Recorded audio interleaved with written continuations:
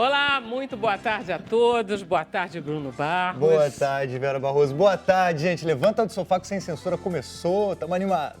No Sem Censura de hoje, nós vamos falar da síndrome de burnout, de cinema e vamos ter música. Quem é a nossa primeira convidada, Bruno? Olha, a gente está muito chique. Ela é considerada uma das melhores cantoras de jazz do mundo. Ninguém menos, ninguém mais que Itamara Corax. Ela está lançando o CD dela novo na Sala Cecília Meirelles, aqui no Rio de Janeiro. Ela vai cantar pra gente, contar um monte de história boa. E estamos com uma convidada em Brasília. Estamos com Ana Karina, que é jornalista da TV Brasil. E ela vem nos falar sobre o Festival de Cannes, que é o maior festival de cinema do mundo. E desde 1998 que ela está cobrindo o festival. Boas-vindas, Ana Karina. Feliz de tê-la aqui.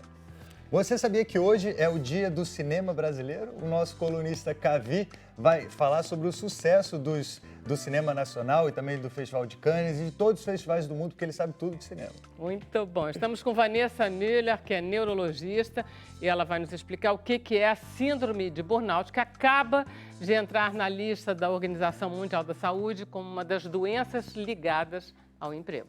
Você aí de casa está super convidado a participar do programa. É só colocar a hashtag Sem Censura nas redes sociais. Vamos começar então com música, por favor. Itamara, é uma honra enorme tê-la aqui com a Paula Faur. Também, minha querida. Enfim, saudade de estar aqui. Bruno, Vera, obrigada. Paulinha, a gente vai começar então com Otto em New York. Que luxo. Uau, que chique.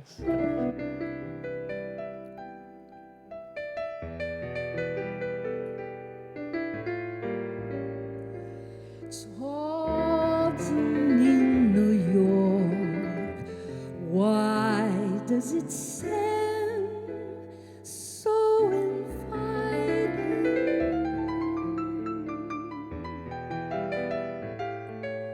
It's autumn in New York.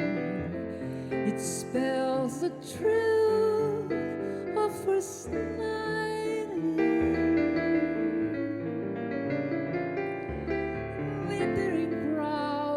Shimmering crowds in canyons of steel, they're making me feel I'm home.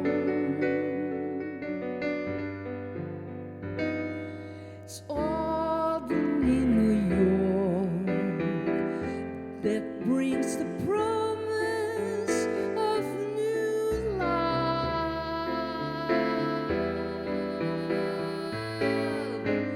Autumn in New York, it's often mingled with pain, pain, pain.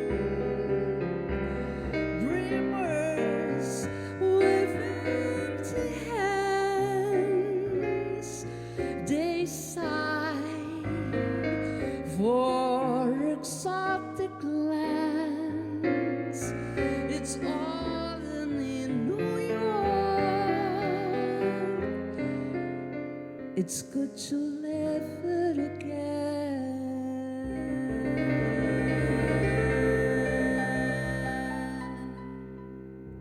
Uau. Vem pra cá. Obrigada, Paulinha. Maravilhoso, maravilhoso. Realmente fica bom, né, com ela, né? Fica demais, né, com ela. Olha só, em 1990, quando você começou a tua carreira, você foi escolhida como cantora revelação. E uma das razões, não é, Itamara, é porque a tua voz sempre foi uma voz extremamente agradável. As pessoas se agradavam da tua voz. Obrigada. Que é uma coisa de família. É. Porque a Soraya também tem uma voz extremamente agradável. Linda. Isso vem da onde? É a mãe de vocês, não é isso? Mamãe foi cantora lírica, formada, enfim, e aí ela desde o começo nos colocou para estudar e tudo, e aí nós cometemos esse impropério de seguirmos a carreira artística. Enfim. E ela era crítica com vocês? Era bastante. Ela era dura? Era crítica comigo na época, porque eu que primeiro comecei a cantar. Né? A Soraya começou pela dança, pelo teatro, mas ela era bastante crítica, sim. Terminava o show e ela falava sempre alguma coisa. É duro, né? Porque ela fica. É muito complicado competir com mãe e pai. A gente tá.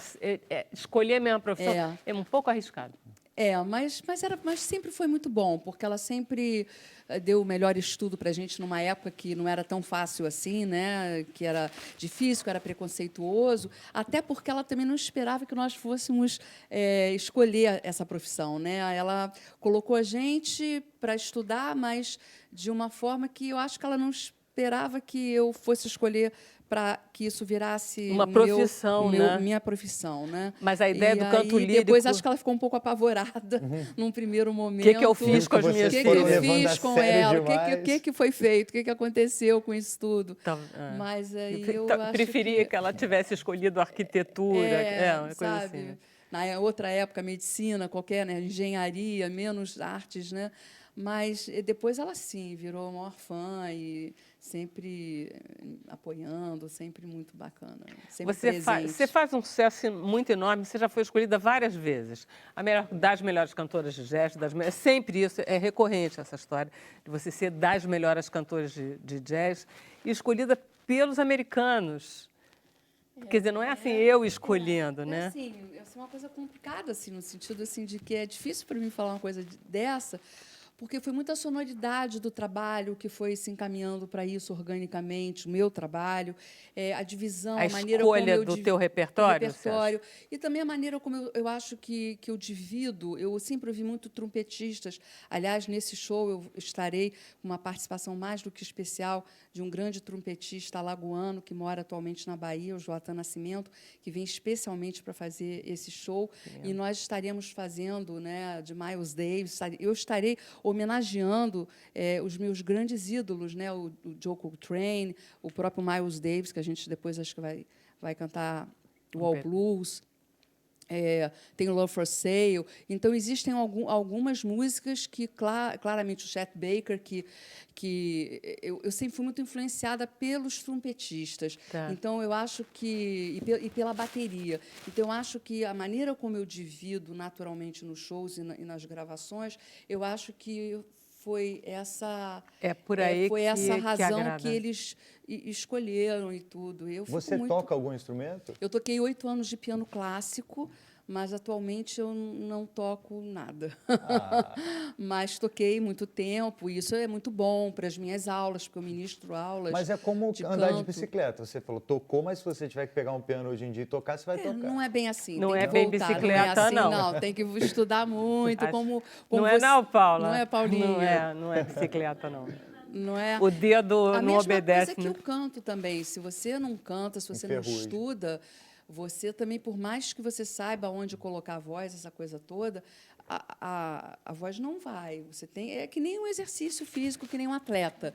Você precisa manter... Você tem que cantar. Quer dizer, você dá aulas, isso te garante um exercício... Não, pelo contrário. Você tem que ouvir, né? Eu tenho que ouvir muito, eu tenho que... Você já fez aula de canto? Já, né? Porque ator faz aula de canto. Eu já fiz. Lá. Mas eu desisti nas primeiras semanas, assim, que a professora olhou para mim e falou assim, olha, vai ser difícil. Jura? Ai, eu tive uma professora maravilhosa, que achava tudo que eu fazia ótimo. Dizia, ai, obrigada, professora, era horrível. Eu fiz aula de canto, aí foi lá que eu descobri que eu tenho disfunção da articulação temporomandibular. Eu não conseguia chegar nas notas, eu travava, imagina. Olha foi que diagnóstico. Canto é muito bacana, né? Mas aí você descobre muita coisa. Aliás, até a próprio repertório que o aluno traz, no caso do canto popular, de uma certa maneira também ele traz muito o que ele está vivendo. Então, é bem interessante. Você acaba descobrindo muita coisa. Claro que eu sugiro, né, várias músicas, etc. e tal. Mas as sugestões... A gente dá bandeira em tudo na vida, né? Dá sim. Mas então, como é que você faz para manter a tua voz? Exercitando também, como aluna. Eu tenho uma coach vocal também, que eu vou sistematicamente para poder mantê-la em forma, né? Todo dia? Não, todo dia não. Eu faço praticamente todo dia, mas eu vou nela 1 a 2 vezes na semana. É verdade. Caramba, é bastante isso. A Débora Garcia, uma grande professora.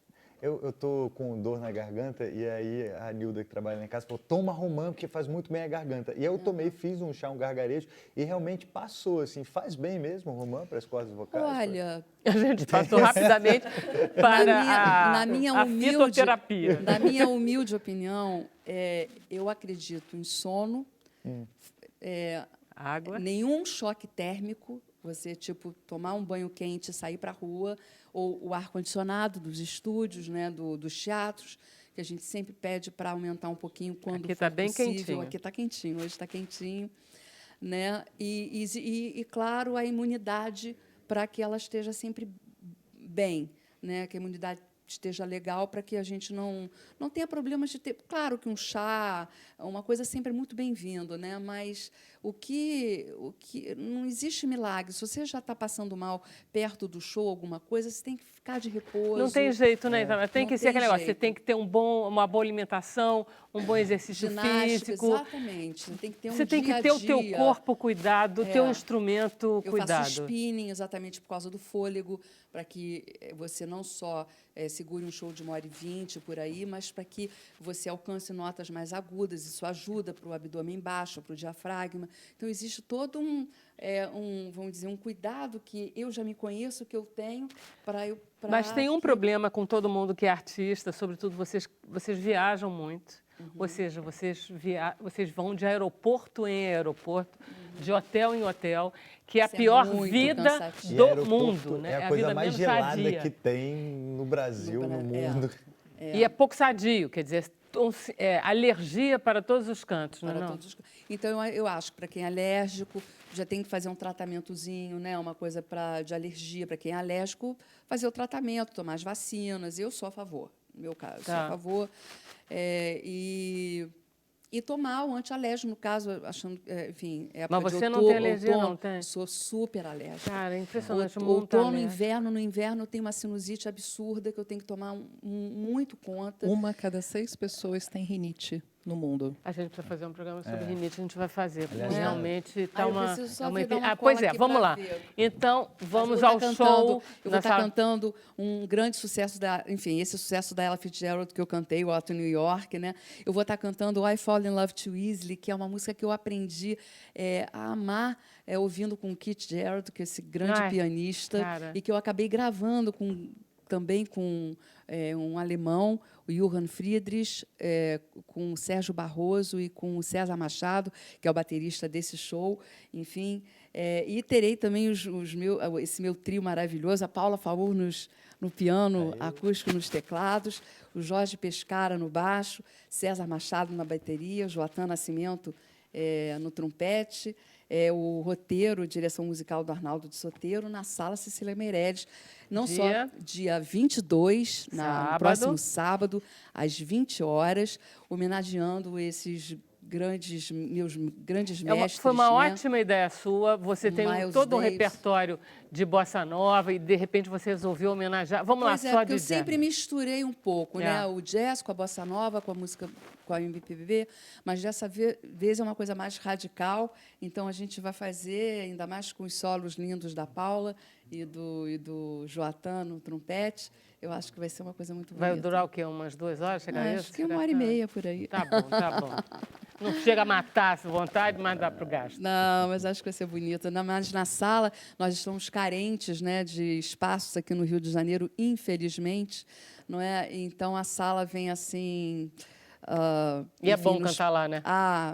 Fazia tempo, né? Faz tempo que eu não vou lá, então estou voltando assim com esse quarteto maravilhoso. Maravilhoso. Obrigada, muito Vera. Bom, querida. Vamos lá fazer um intervalo, a gente volta já já.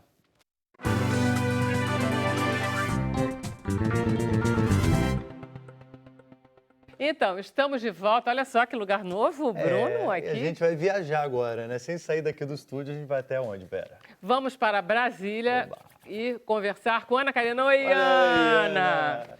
Que lindo! Oi, Vera. Oi, Bruno. Oi, todo mundo aí no Rio de Janeiro, no Brasil. Seja bem-vinda ao Sem Censura.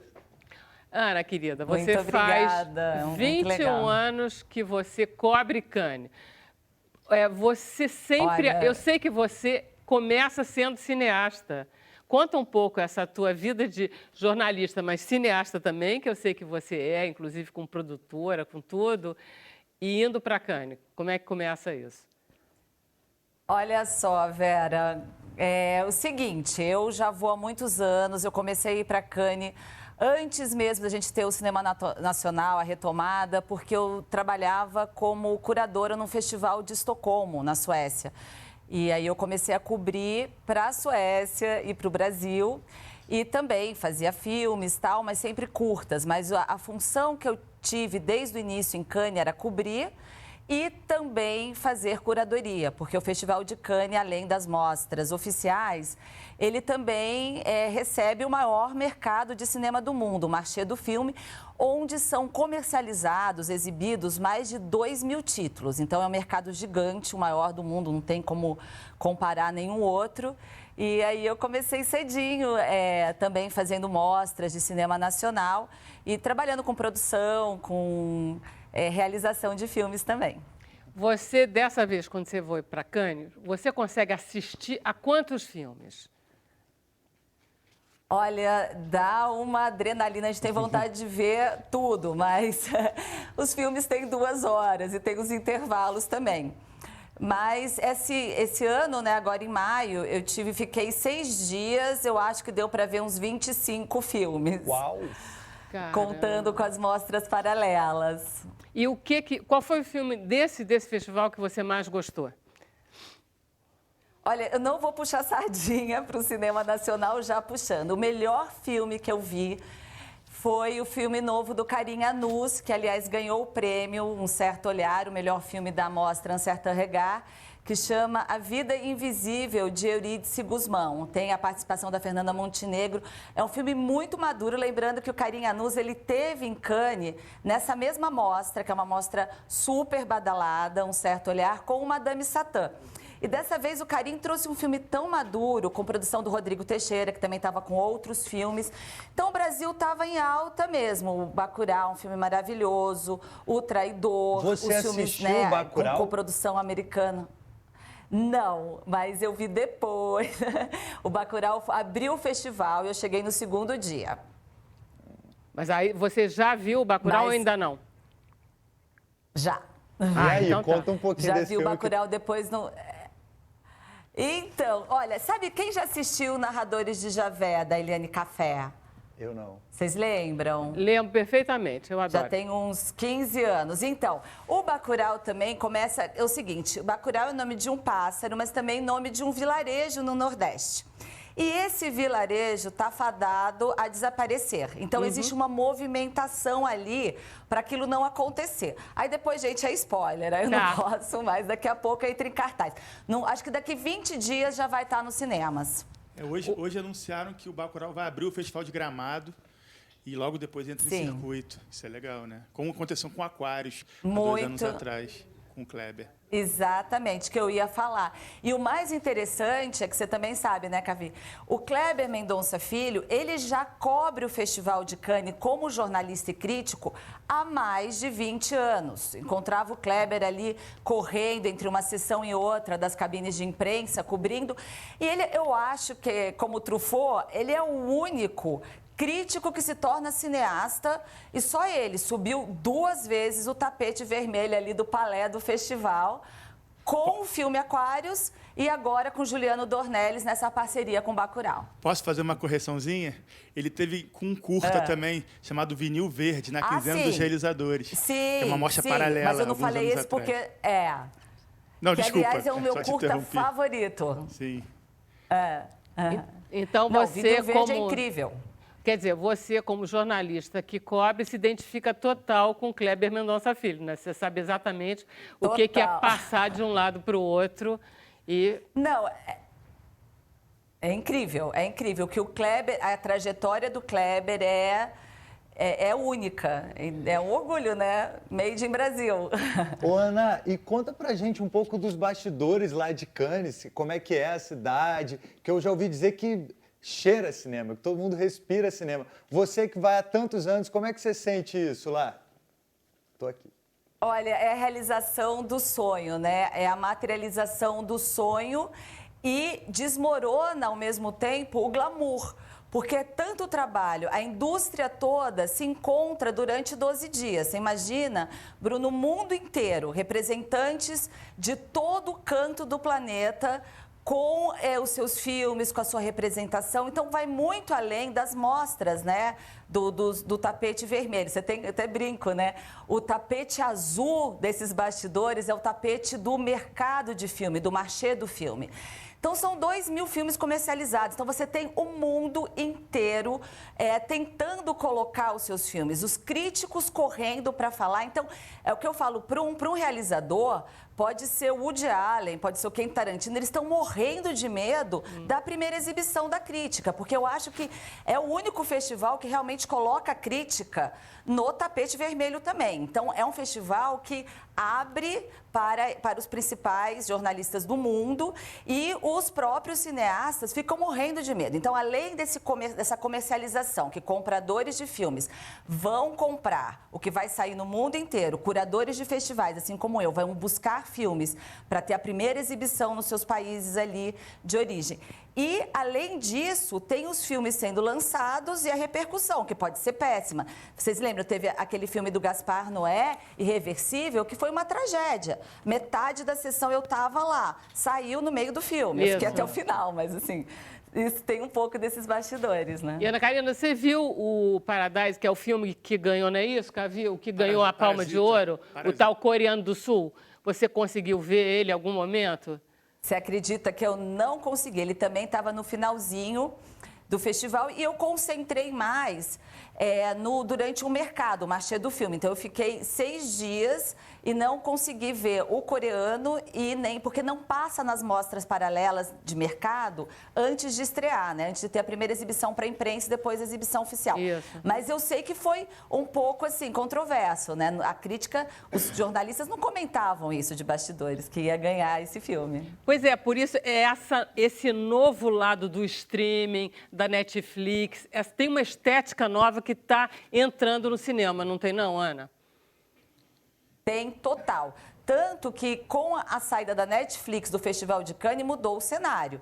Porque vocês lembram, há 2 anos atrás, quando o Pedro Almodóvar estava pilotando ali o júri, e ele vem com aquilo tudo, que não pode ter filmes na mostra competitiva do festival de maior grife do mundo, sendo exibido também na Netflix e que não vai entrar em cartaz, ele cria uma polêmica muito grande com o maior produtor de cinema hoje, né, no mundo. Isso.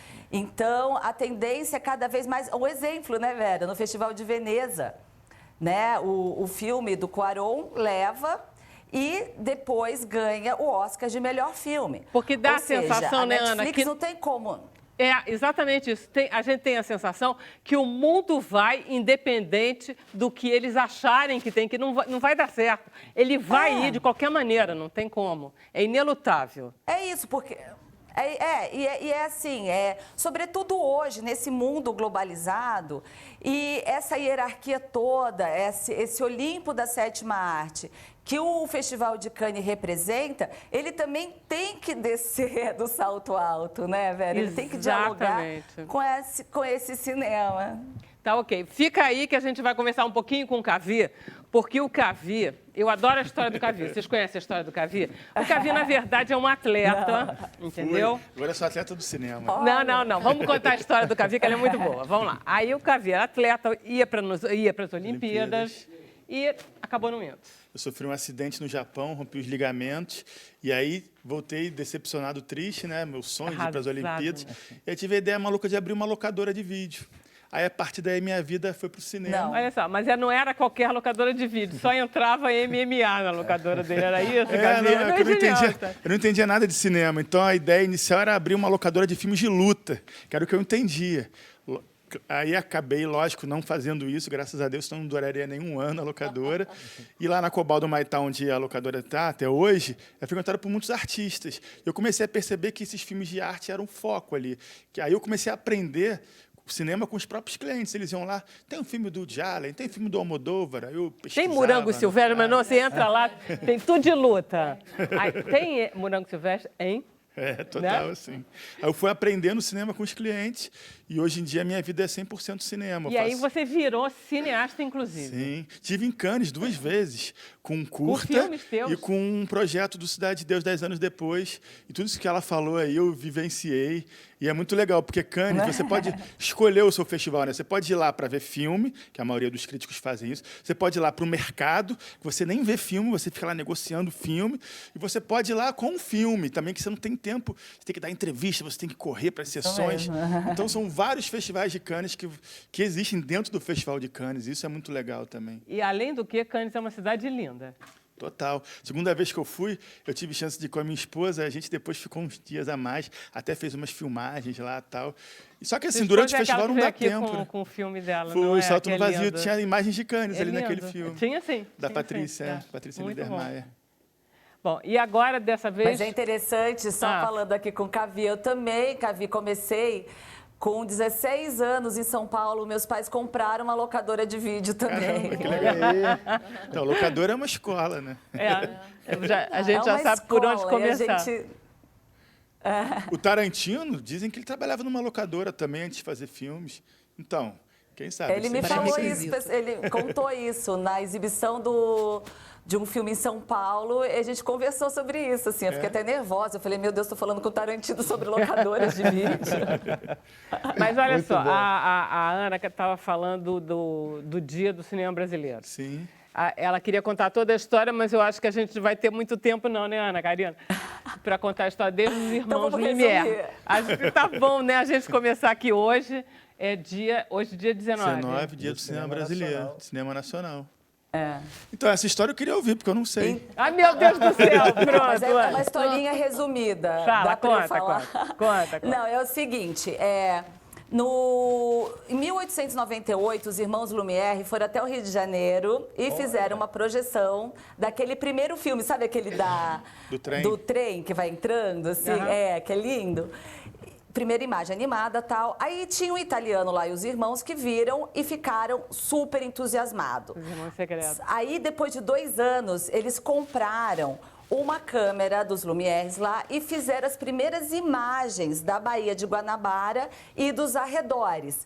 E essas imagens aconteceram no dia 19 de junho. Lindo, adorei a história. Linda história, Ana. Muito bom. Você sabe que eu também tenho uma experiência com cinema. Eu também fiz as trilhas sonoras também. Você fez trilha sonora? Para os filmes do Silvio Tendler, para os documentários do JK, o Glauber Labirinto do Brasil. Legal. Muito legal. E também fiz do Paulo Thiago, também fiz Policarpo Quaresma também. É difícil fazer trilha para cinema? Mas é lindo, é muito bom. É bom fazer. Você faz antes ou você faz depois? Faço antes. Faço Faz antes. Faço antes. Bom, no caso de todos os casos que eu participei, foi sempre antes. Tá. Foi muito legal, foi muito bom. Hoje em dia não dá mais, minha opinião, não dá mais para você só ouvir música. Você ouve música vendo música também. Você vê hoje o pessoal vê muito música no YouTube. Eu sei que talvez você não pense assim, mas então acho que a imagem está muito ligada agora à música. Então assim, você fazer trilhas de filmes, videoclipes, eu acho que é um momento muito visual assim. Então a imagem e a música estão muito juntos hoje mais do que nunca. Você disse que você tinha trazido uma série de filmezinhos para passar? Não, na verdade, eu indiquei uns trechos de trailers de filmes brasileiros, que, aproveitando esse momento que a gente está passando do Dia do Cinema Brasileiro, o Brasil nunca teve tão em evidência internacional. Desde o cinema novo dos anos 70, teve uma pausa e os últimos 5 anos para cá, o Brasil está bombando fora do Brasil. Esse ano já foram 22 filmes brasileiros nos principais festivais do mundo, como Berlim, Sundance, Roterdã, Cannes. E aí tem alguns filmes que eu separei para a gente mostrar. Então tá, diz aí quais são, que aí eu posso pedir para o Daniel e ele exibe. Tem o Bacurau, tem o filme do Carim, que estava em Cannes. A gente destacou o Divino Amor do Gabriel Mascaro, que passou em Sundance e Berlim, que lança no cinema daqui a 2 semanas. Tem o meu amigo Fela, do Joelzito Araújo, que passou em Roterdã. São muitos filmes, uma diversidade enorme. Vamos lá, Daniel, você quer exibir agora? Pode exibir. Eu sinto que o Yorgos me ama para sempre.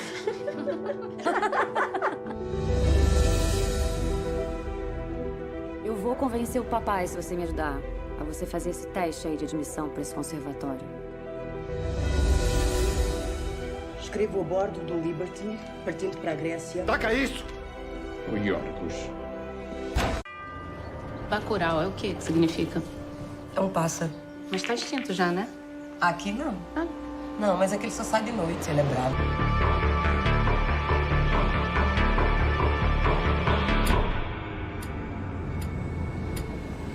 A gente tá sendo atacado. Hey, fly yourself. Don't talk the truth again. And I tell them, I say, the truth can never die.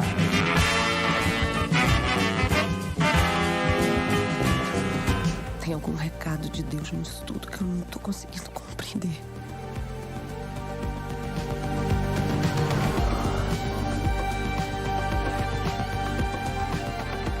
Quem ama acredita. E quem acredita tem fé, Danilo. Fé? Será que amar demais é o meu pecado? Maravilha. Estamos muito bem. Eu gostei daquele da música. É do meu amigo Fela, do Josito Araújo, que é um documentário sobre o Fela Kuti, que é um grande músico africano que revolucionou aí não só a música, como o comportamento também novo da África. E aí tem um filme documentário sobre ele? Um documentário, que também é uma coisa que o Brasil também está muito rico. Cara, impressionante como o Brasil faz bem documentário, não é não? É muitas real. Histórias, né, para contar. É um país muito grande, diverso, né? Outra coisa que o Brasil, acho que uma marca muito forte está sendo a diversidade. Os principais filmes brasileiros estão vindo do Nordeste, o Carinha Cearense, o pernambucano, Kleber, Gabriel Mascaro. Antigamente era só Rio e São Paulo, agora é o Brasil todo. Isso é muito legal. Brasília também tem cinema, assim, forte, Ana Karina? Sim. Olha, tem uma galera aqui fazendo filme há muito tempo. A gente tem a escola, né, da UNB. Tanto que esse ano eu sou curadora também do Festival de Brasília do Cinema Brasileiro, que nasceu com a cidade. Então, Brasília é aquela cidade que nasceu filmada, né? E Darcy Ribeiro já falava de cara aqui, olha, essa cidade é para criar, todos os representantes do Cinema Novo estiveram aqui, Tezuka Yamazaki estudou na UNB. Então, tem essa tradição forte, né, desde aí do nascedouro da cidade. E hoje a gente tem muitas produções aqui, né? Tanto que o Festival de Brasília do Cinema Brasileiro, além de ser o principal, né, do Brasil e de ter todas essas produções de todos os Brasis, como você falou muito bem, que hoje o Brasil produz mais de 140 filmes por ano e dialoga com todo tipo de público, de gêneros, você tem aqui também o pessoal de Brasília que está aqui, tipo Vladimir Carvalho, desde o início dessa história da UNB produzindo, e a nova geração também. E outra coisa que é legal que você estava falando aí, da questão das nossas histórias, dos documentários e das cinebiografias, né? A gente não pode esquecer a frase do Darcy Ribeiro, quando ele fala assim, o Brasil é maravilhoso, só falta gente para contar. Exatamente, é engraçado isso. Mas a gente não vê brasileiro assistindo tanto cinema quanto deveria? Isso é um problema. Acho que ainda o grande público, né? Não falo do pequeno específico. Porque público tem, porque a gente vê, né, quando estoura alguns filmes, a gente vê que tem público. Infelizmente, o grande público prefere ainda ver Os Vingadores do que ver um Bacurau da vida. A gente tem que fazer isso mudar. Por isso que é tão importante o Brasil, que o Brasil é muito influenciado por fora, né? Então, quando um filme ganha um festival de Cannes como o Bacurau, eu acho que ele chega no Brasil com muita força e aí ele pode competir, de repente, com um blockbuster americano. Então, eu acho que esses festivais internacionais, de uma certa forma, dão um carimbo que isso ajuda a dar mais mídia, a sair matérias. E isso ajuda, quando chega no Brasil, a ele ser mais visto e as pessoas se interessarem. O Brasil sempre teve ele sempre foi visto como produtor de filmes, mas sempre produtor de filme cabeça, porque sempre Glauber, que é citado. É isso no Cinema Novo, né? No Cinema Novo. E isso antes com as chanchadas, não. Essa nova produção brasileira, que é uma coisa muito mais... que tenta se aproximar de ótimos roteiros, de uma produção muito mais caprichada e de uma inteligência... Você acha que isso está sendo reconhecido internacionalmente? Eu acho que essa nova geração que está vindo aí, esses últimos 10 anos, tem trazido uma geração nova, eles têm um olhar mais universal, um tipo de filme que funciona no Brasil e funciona em qualquer lugar do mundo. Não são aquelas comédias, por exemplo, essas comédias que a gente chama de Globo Filmes, elas funcionam muito para o brasileiro, mas lá fora ninguém se interessa. E aí, por isso que teve esse vácuo aí, eu acho que de interesse brasileiro fora do Brasil. E agora esses novos diretores, esses diretores do Nordeste, estão vindo com uma pegada mais universal. E aí isso já está sendo mostrado aí, todos os festivais procurando os filmes brasileiros. Eu acho que isso é muito legal, muito rico. E com isso a gente passa a ver também os atores brasileiros em produções estrangeiras, né? Sim, que uma coisa vai levando a outra, fazendo né? um monte de produção estrangeira, Rodrigo Santoro. Sim, porque quando o diretor Alice vê um filme Braga. brasileiro lá fora, ele vai e convida, né? Se o seu filme não passa fora do Brasil, as pessoas perdem a referência, não sabem o que é o cinema brasileiro. E agora estão voltando a saber o que é o cinema brasileiro. Agora, em compensação, essas Olha, comédias... Desculpa. Fala. Não, que eu tô querendo lembrar o caso do Que Horas Ela Volta. Sim. E da Ana Mulaer. Esse filme passou em mais de 100 salas, em mais de 20 países, por causa da projeção internacional. E um outro exemplo também é o Nossos Pais, da Laís Bodansky. São filmes que ficaram na França em cartaz mais de 6 meses. Então, são fenômenos de filmes que não têm aquele altíssimo orçamento, e que estão fazendo sucesso. E outra coisa da projeção internacional, quando o filme é exibido a partir de um festival que recebe uma crítica grande, ele já é comprado pelos exibidores, pelos distribuidores internacionais. Isso muitas vezes garante o sucesso de um filme antes mesmo de entrar nas salas do país, aqui do Brasil. Esses dois exemplos que ela deu, Que Horas Ela Volta, passou em Sundance e Berlim. E o Sim. Nossos Pais também passou em Berlim. Então, assim, você vê, a gente precisa estar nesses festivais.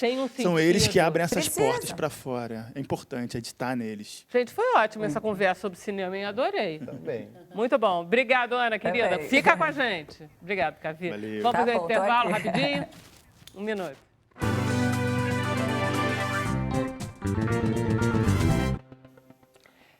Estamos de volta com Sem Censura ao vivo. Eu adoro isso.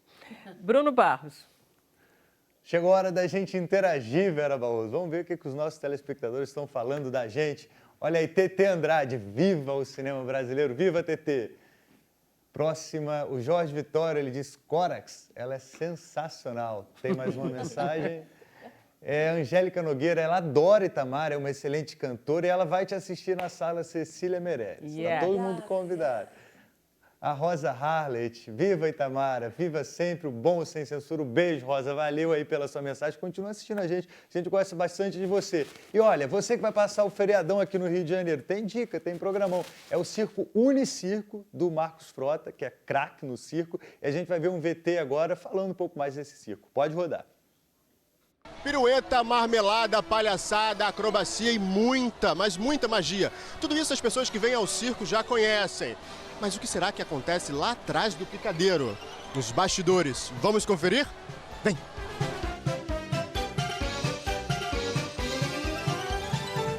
Com sede no Parque Municipal da Quinta da Boa Vista, no Rio de Janeiro, a Unicirco Marcos Frota apresenta um novo espetáculo, Terra Oca. Um show inédito com música ao vivo, dança e mais de 30 artistas circenses no picadeiro, contando as aventuras de um jovem imperador e as maravilhas da Terra Oca.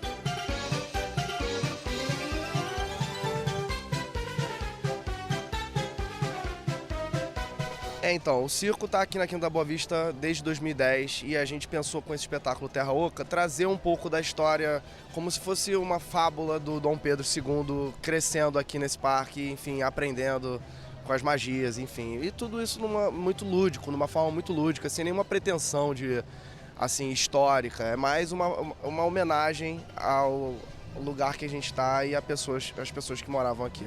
Eu me vejo nesse universo desde que eu me entendo por gente, eu penso em circo, eu penso em criação de números, eu penso sabe, eu já fui palhaço, já tentei saltar na cama elástica, já tentei voar no trapézio, enfim.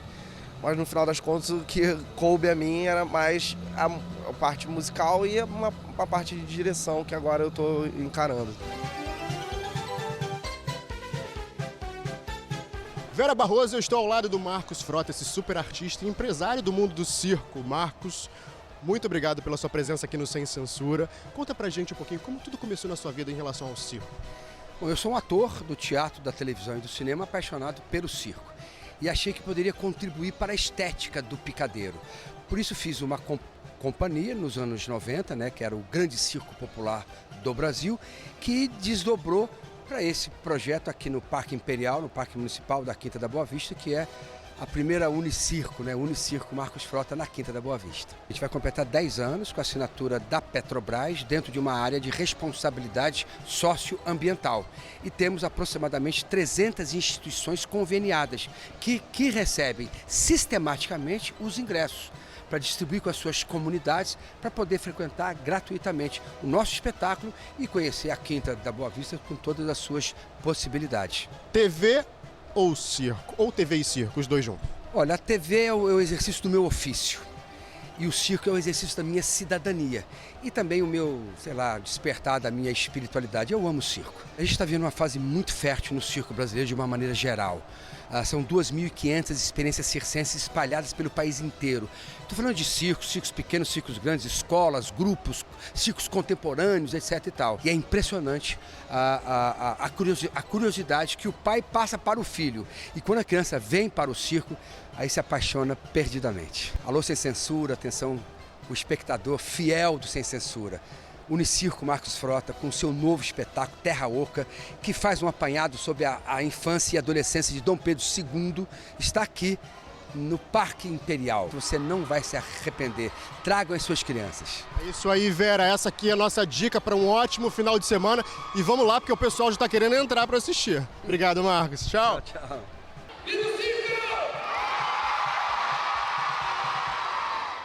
Gente, Valdecino Oliveira, que honra, nosso repórter. Muito legal. E olha só, vocês lembram do Marcos Frota no trapézio? Não. Vocês não lembram? Gente, ele era muito bom trapezista, magrinho, voava muito. Enfim, lindo programa. E eu queria falar de duas telespectadoras, uma Rosa Arlete, querida, né, Bruno? Tá de olho na gente, que tá de mandando olho, mensagem. gostamos. Não basta ela, assistir, tem que interagir também. Tem que gostar da Itamara e da gente. E da Maria Tereza Araújo, que eu encontrei ontem, que me disse, Vera, eu assisto sempre. Eu digo, graças a Deus, Maria Tereza, ótimo, muito bom, é assim que a gente gosta. Mas agora vamos falar de todo um outro lado da nossa vida, sair do glamour e vamos falar de uma coisa meio barra pesada, mas que é muito bom da gente falar, que é o burnout, essa síndrome de burnout, que parece que está aumentando no mundo, o que não nos espanta. Vanessa, querida. Primeira coisa, falar sobre estresse, maravilhoso, música, cinema e circo para diminuir o estresse. Então, para começar por aí, o que... Mas, na verdade, o mundo está muito agitado, tem muita gente assim sendo muito cobrada, todos os trabalhos estão sendo não tão gratificantes quanto deveriam. Aliás, isso é uma coisa muito interessante. 75% das pessoas não trabalham naquilo que gostam. Quantos músicos, quantos atores, às vezes trabalham em bancos, enfim, tem bancários que adoram trabalhar em banco, mas isso tudo leva, na verdade, a um estresse muito grande. E aí, o que seria, na verdade, acho que é interessante entender o que é burnout. Burnout é queimar por dentro, é ter esse desgaste. Burnout é uma síndrome relacionada a um estresse crônico pelo trabalho. Então, e quais são, na verdade, não é uma doença, acho que é importante entender, é uma síndrome. E existe 3 sintomas principais. A síndrome é um conjunto de sintomas, é isso? Exatamente. Tá. É importante entender, né?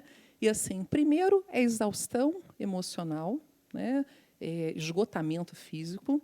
A outra seria a perda da capacidade física e a terceira seria despersonalização.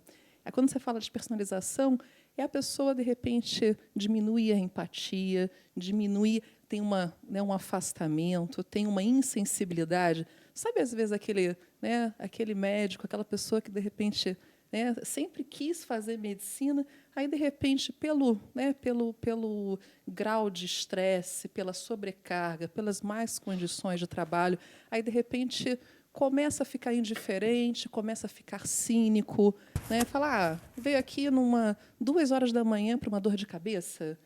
Eu adorei esse sintoma, ou seja, essa que a pessoa passa a ter um cinismo e um pessimismo em relação ao próprio trabalho. Então, eu estava lendo uma oftalmologista, por exemplo, que diz assim, eu, de repente, me dei conta que eu trabalhava numa clínica que não tinha janelas e eu atendi 20 pacientes entre as 7 horas da manhã e as 9 horas.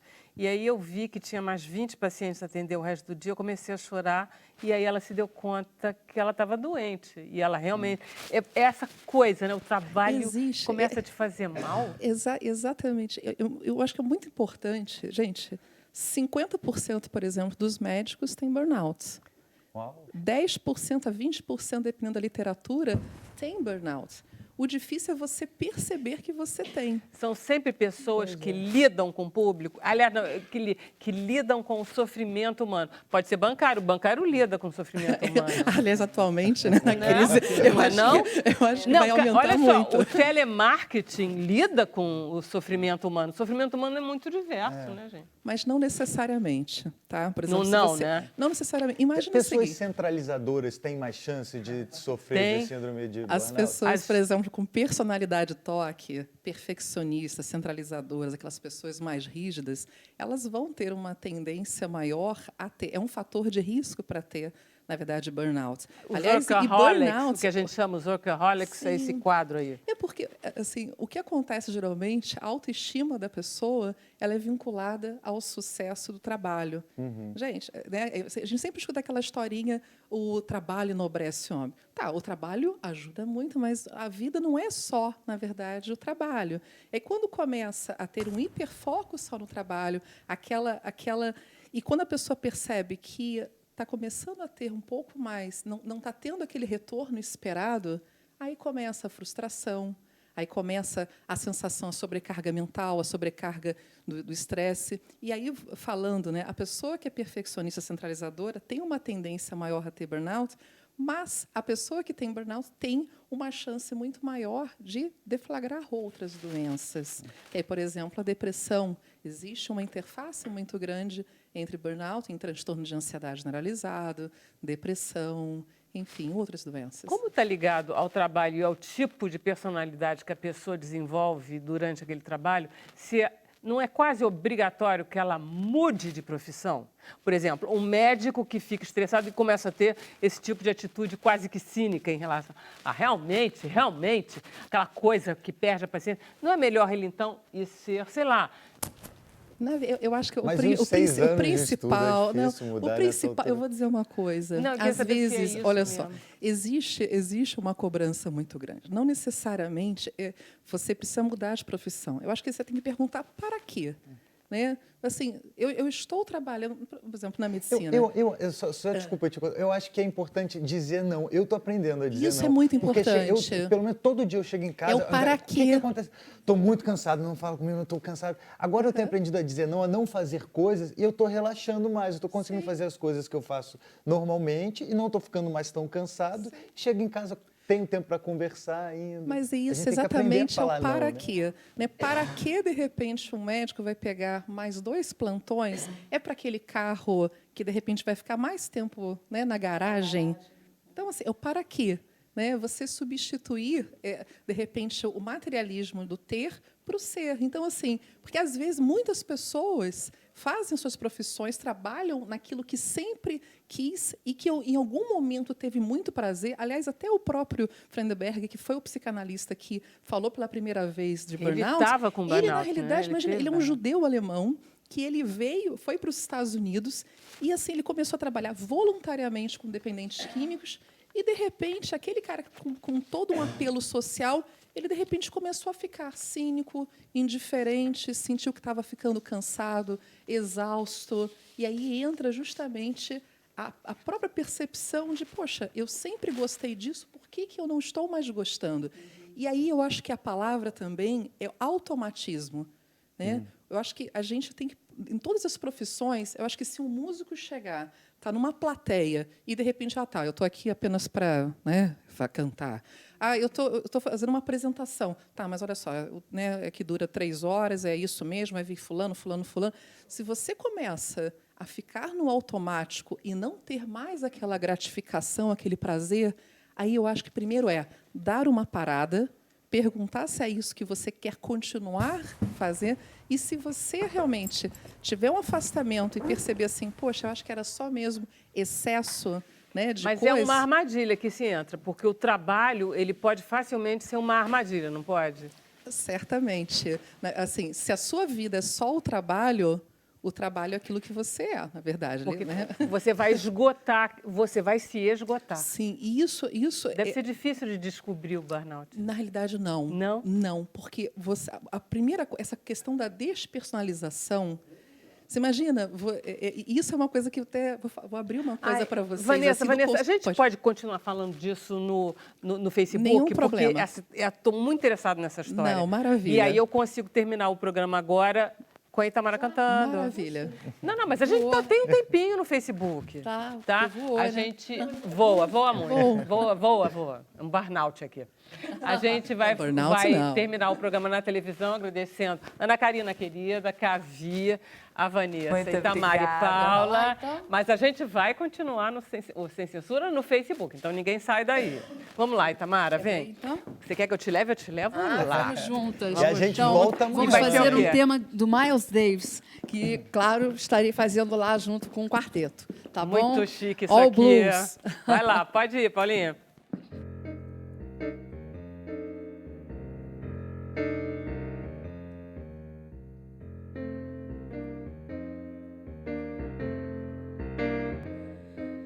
I'm tired of trying to hide the thing of blues inside,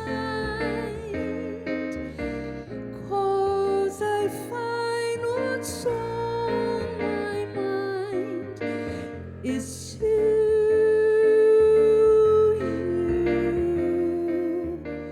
Oh, please, dear, won't you love me?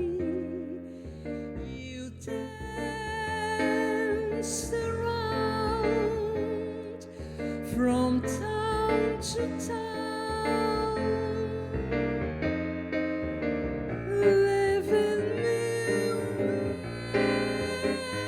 blues again. Flamenco,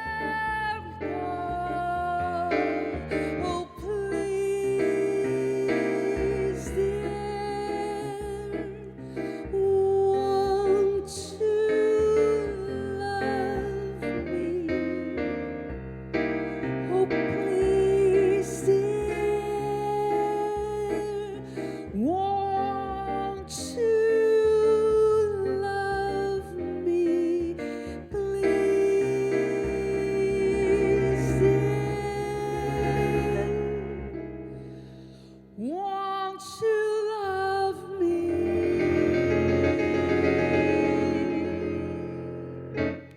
Lindo, é lindíssimo. Volta pra cá.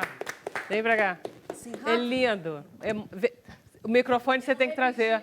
Volta, tem que trazer. Né? Eu não repeti as 4, porque são 4 São 4 temas iguais, são 4 partes iguais. Aí nós achamos melhor só Lindo, fazer as né? 2 primeiras. Muito lindo.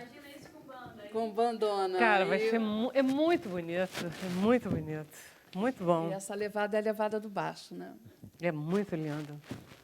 E a gente Mas tá aí, vamos lá continuando. voltar com Vanessa. Burnout. Tinha mais... Eu acho que eles estão preparando ainda para Tá jogar bom, na então tela. tá. Vamos lá, Vanessa, conta a história.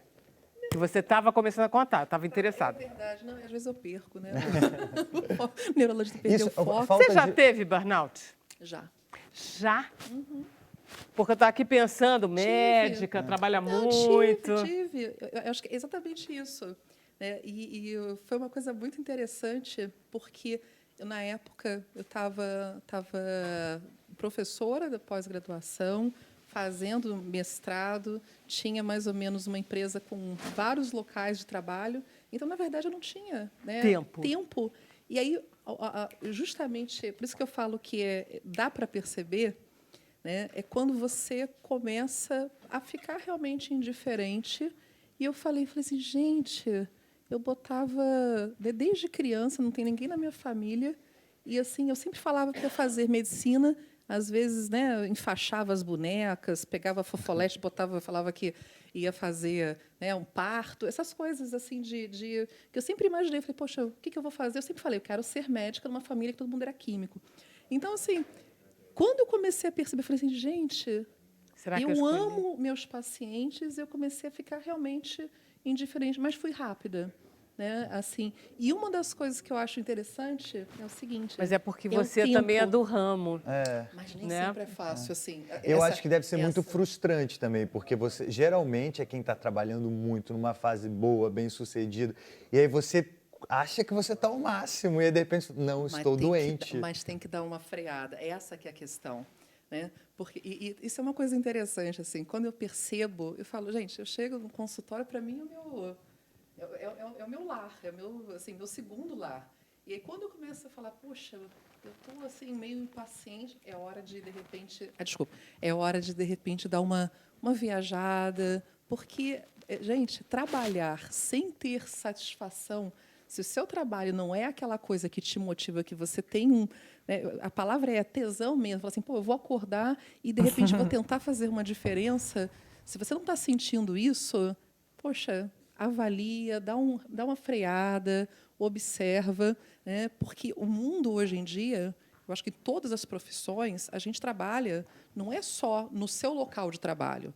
O celular faz você trabalhar o tempo inteiro. Outra coisa que eu queria perguntar, tem mais mulher? Concordo.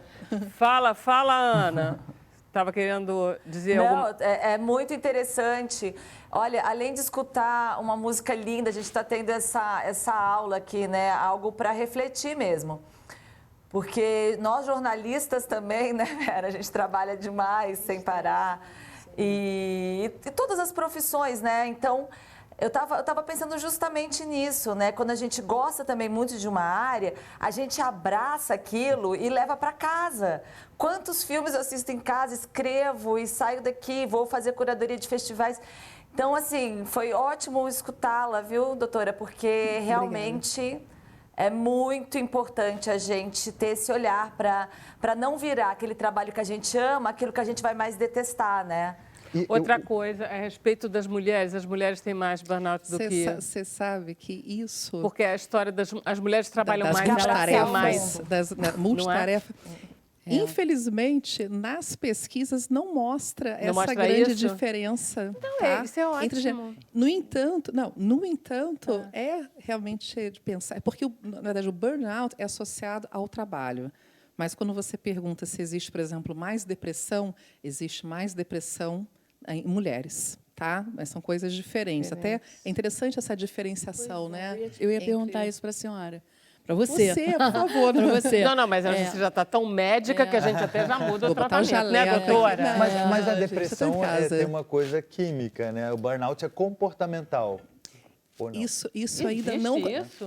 Primeira coisa, né, quando você coloca em síndrome, isso significa na medicina o quê?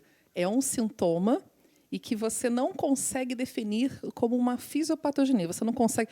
É diferente, por exemplo, de um sífilis. Sífilis, a bactéria Treponema pallidum acaba tendo uma infecção. Então, você conhece todo o mecanismo. Quando você fala numa síndrome, você está simplesmente identificando, olha, esses três sintomas... Esses grupos de sintomas acabam levando... Pode? Vai descansar. Tá aberto. É que eu estou escutando o ponto aqui. Vai descansar, faz bem. Já vou dormir, porque esse burnout a gente não quer. Bom sono. Aliás, o sono, aproveitando o gancho. É um dos sintomas.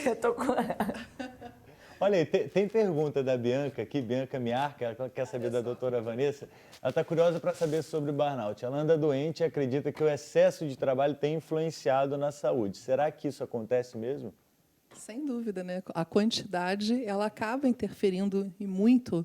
Né? Se você, por exemplo, se você faz uma jornada além das 8 horas, além das 6 horas, gente... Se começar a exagerar nos horários, desconfie, né? E aí você começa, aí você não come direito, você não dorme direito, você não faz nada além de trabalhar. Outra coisa que a gente estava conversando com a Itamara no começo é o seguinte, quem tem uma alimentação não cuidado, quem tem uma vida não com exercício, Um também sedentário, cuidado, sim. porque a tendência das pessoas com burnout é já ir para o cigarro, ir para o Os álcool, vícios, exatamente. ir para a pizza, para a Coca-Cola, porque tenta relaxar de forma errada, né? Exatamente. Busca prazer e a recompensa aonde, na verdade, não vai trazer Não vai a longo ter. prazo uma... Exatamente. É um faz sintoma, parte, né? sim, É uma não tenha loucura. dúvida. Eu tinha falado antes do aprender a falar não, eu estava falando de falar não para os outros, mas tem uma outra forma de falar não também, que eu acho que é mais importante, você quer falar não para você. Que às vezes você está em casa, no celular, na nossa profissão, que a gente trabalha o tempo inteiro no celular, tipo,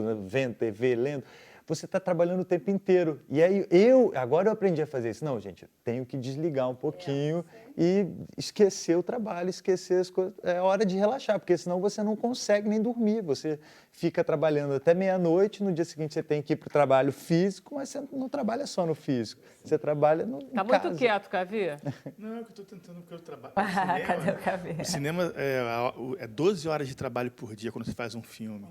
Eu falei, pô, você está falando de 6, de 8? Eu falei, caramba, o pessoal do cinema trabalha 12 não, horas mas por isso dia. aí é Eu tô jornada refletindo normal. aqui. Não, você tem um passado legal, que é um passado de atleta, isso dá uma certa... Apesar que, olha só, né, isso é importante. O atleta, ele tende a ter justamente esse rigor durante e depois, ao contrário, geralmente até faz uma virada, geralmente. Ai, tá vendo? Isso Ninguém tem total. saída no Aconteceu mundo. com você? Muito, por exemplo, vários amigos meus, a vida inteira, por exemplo, o judô, eu tive que fazer dieta, eu tive que não saía, não aproveitava o carnaval com meus amigos. Então, quando você para, por exemplo, eu parei, eu engordei 15 quilos, por exemplo. Eu comecei a comer tudo que eu não comia a vida inteira, de doce, não sei do que. A gente começa a beber, que não podia beber.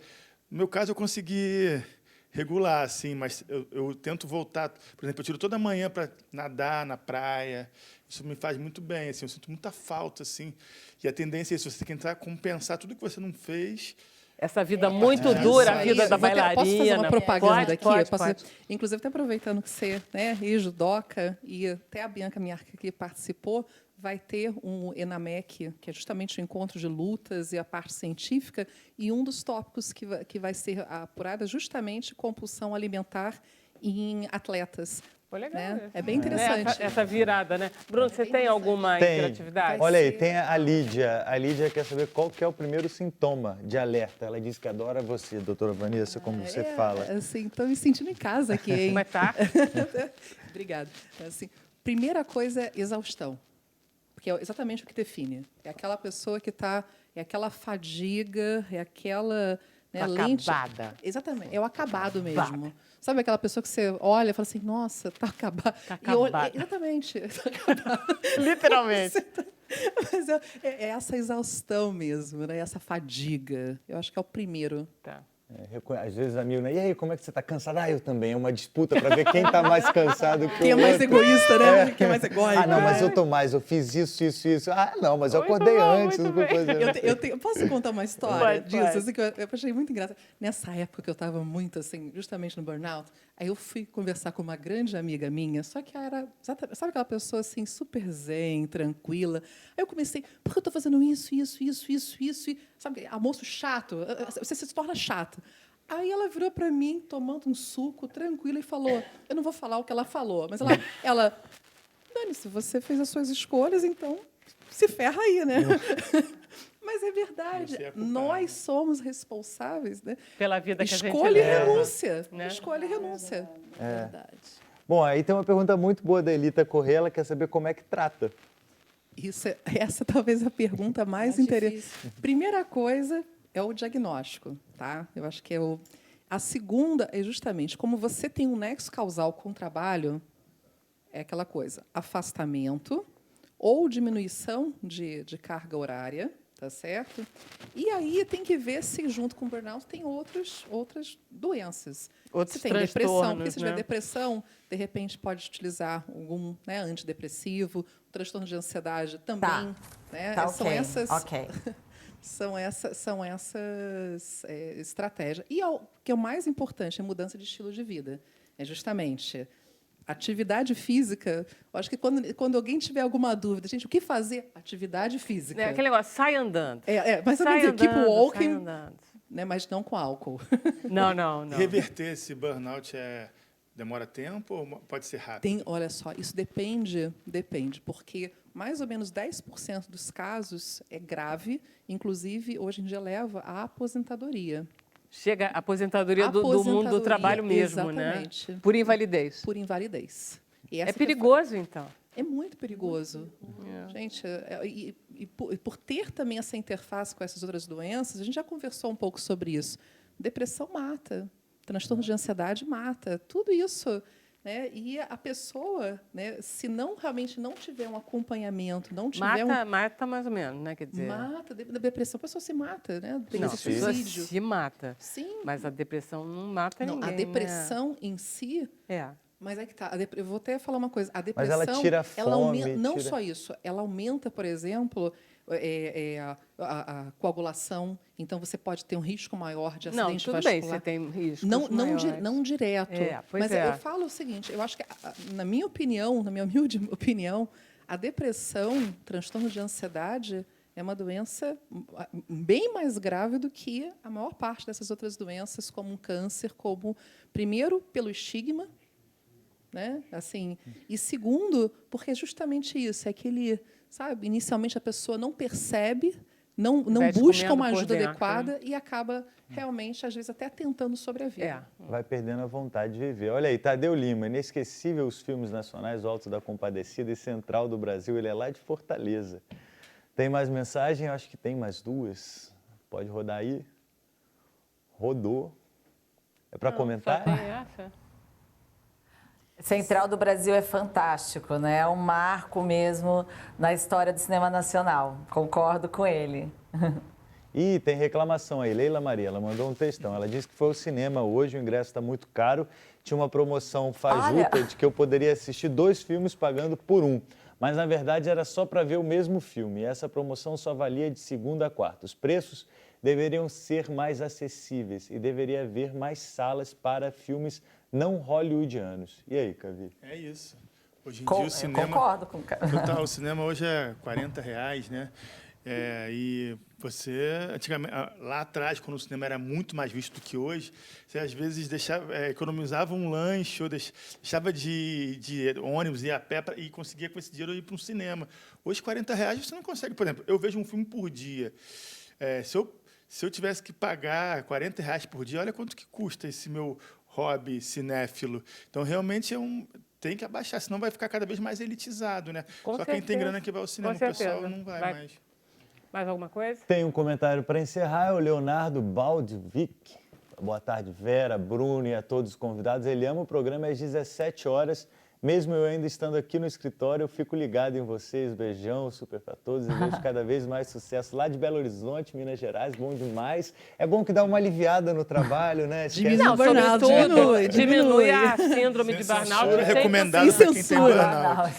No final ali do expediente... Vou começar a prescrever, gente. 5 às 6, sem censura.